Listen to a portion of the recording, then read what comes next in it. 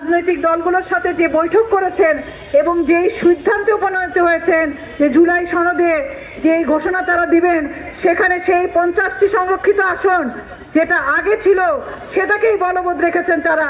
আমরা তাদের এই প্রস্তাবকে, এই পুরনো আইনে, পুরনো সংসদের 50টি সংরক্ষিত আসনে ফিরে যাওয়ার এই অবস্থানকে আমরা প্রত্যাখ্যান করি। আমরা স্পষ্টভাবে বলতে চাই, বর্তমানে বাংলাদেশের যে পুরুষতান্ত্রিক সমাজ ব্যবস্থা, সেখানে আমরা এমনিতেই দেখি রাষ্ট্রীয় নানান আয়োজনের অভাবে একজন নারীর যে নাগরিক পরিচয় দাঁড়ানোর কথা, তার আগে তার পরিচয় হয় মা, গৃহিণী, যৌন বস্তু। নানাভাবে নারীর যে নাগরিক পরিচয়, সেই পরিচয় এই রাষ্ট্রের আইন, এই রাষ্ট্রের নানান রকম মূল্যবোধ এবং এই রাষ্ট্রের যে প্রচারণা, তার মধ্যে আমরা বারবার দেখি নাগরিক পরিচয় হিসাবে নারী সমাজে যে ভূমিকা রাখা দরকার, রাষ্ট্রীয়ভাবে যে ভূমিকা রাখা দরকার, সেই ভূমিকা নারীরা রাখতে পারছেন না। আমরা বলতে চাই, এইরকম একটা সমাজ ব্যবস্থার মধ্যে এই আগামী 2 টার্ম নির্বাচনে অন্তত 100 সংরক্ষিত আসন করা হোক, 50টির থেকে সংরক্ষিত আসন 100টি করা হোক এবং সেই 100টি সংরক্ষিত আসনে অবশ্যই সরাসরি নির্বাচন দেওয়া হোক। তাহলে আমরা দেখতে পাবো অনেক নারীরা উৎসাহী হবে এবং ভবিষ্যতে এই নারীরাই বাংলাদেশের 300 আসনে নির্বাচন করার মতো সামাজিক পরিস্থিতি এবং সম্ভাবনা তৈরি করবে। আপনারা জানেন, দাঁড়িয়ে অন্তত 100টি করা এবং সেই 100টিতে সরাসরি নির্বাচনের আয়োজন করা, কিন্তু আমরা দেখলাম সেই আলোচনা উপেক্ষিত হয়েছে। আমরা নারী সংগঠন সমূহের পক্ষ থেকে এবং নারী আন্দোলনের কর্মীদের পক্ষ থেকে পরিষ্কারভাবে বলতে চাই, আমাদের অন্তর্বর্তীকালীন সরকার যারা বিপ্লবী গণঅভ্যুত্থানের পরবর্তী সময়ে গঠিত হয়েছে, তারা বাংলাদেশকে একটা নতুন পথ দেখাবে। এটাই আমাদের আশা ছিল, এটাই আমাদের আকাঙ্ক্ষা ছিল যে গণঅভ্যুত্থানে যে নারীরা অংশগ্রহণ করেছে, যে নারীরা ভূমিকা রেখেছে, সেই নারীরা কেন সংসদে আসতে পারবে না?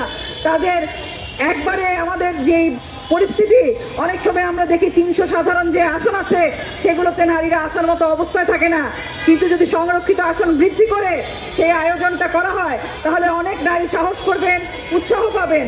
সেই উৎসাহ তৈরি করার জন্য এবং নারীর যে নাগরিক পরিচয়, সেই পরিচয় তৈরির যে রাজনীতি, সেটা করার জন্য আমি আহ্বান করি সরকারকে এই ঐক্যমত্য কমিশনের যে সিদ্ধান্ত, সেটিকে বাতিল করে নতুনভাবে সিদ্ধান্ত গ্রহণ করুন এবং জুলাই সনদে সংরক্ষিত আসন বৃদ্ধি করে সরাসরি নির্বাচনে সংরক্ষিত 100 আসনে অন্তত 100 আসনে আপনারা সেই সরাসরি নির্বাচনের আয়োজন করুন। আমি একই সাথে সমস্ত রাজনৈতিক দল এবং বাংলাদেশের সচেতন নারী পুরুষ সকলকে আহ্বান জানাই, এই আন্দোলন কেবল নারীর আন্দোলন নয়, এই আন্দোলন নারী পুরুষ উভয়ের আন্দোলন।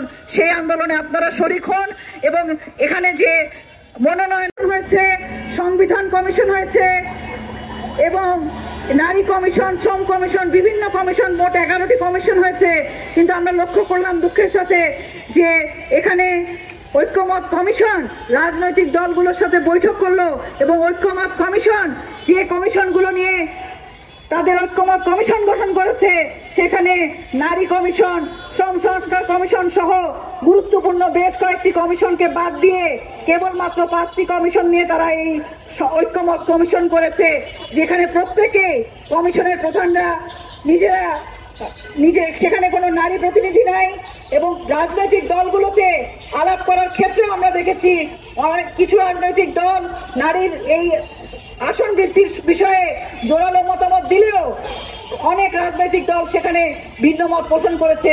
আমরা আশা করেছিলাম যে এই ঐক্যমত কমিশন, নারী কমিশন সহ বাংলাদেশের নারী আন্দোলনের বিভিন্ন সংগঠন এবং নারী আন্দোলনে যারা অগ্রণী ভূমিকা রাখছেন তাদের সাথে মতামত নেবেন। তাদের মতামত ছাড়াই ওনারা এইভাবে একটা মতামত দিয়েছেন এবং আমরা আশা করি যে এই মতামত তারা ফিরিয়ে নেবেন এবং যে অন্তত 100 আসনে তারা সরাসরি নির্বাচনের ব্যবস্থা করবে। কোনো নির্বাচনই হয় নাই, আমরা ভোট দিতে পারি নাই, এখানে দলগুলো মনোনয়ন দেয়, সেই মনোনয়নে কোনো নারী প্রার্থী তার কোনো জবাবদিহিতার জায়গা থাকে না, তার কোনো আত্মমর্যাদার জায়গা থাকে না, তার মনোনয়ন সাপেক্ষী হয়ে থাকতে হয়। সে কারণে আমরা বলেছি যে এইভাবে মনোনয়নের ভিত্তিতে না গিয়ে 50 থেকে 100 করুন এবং সেখানে সরাসরি নির্বাচনের ব্যবস্থা করুন। পরবর্তী বাংলাদেশে আমরা নতুন সিদ্ধান্ত দেখতে চাই, নতুন পথ দেখতে চাই নারীর জন্য, নারী পুরুষ উভয়ের জন্য। সেই নতুন বাংলাদেশ গড়ার যে লড়াই, নারী সংহতি সহ সকল সংগঠন, সকলকে আমি আহ্বান জানাই, আপনারা ঐক্যবদ্ধভাবে আওয়াজ তুলুন। সংরক্ষিত আসন সংখ্যা বৃদ্ধি চাই, সরাসরি নারীর জন্য নির্বাচন চাই।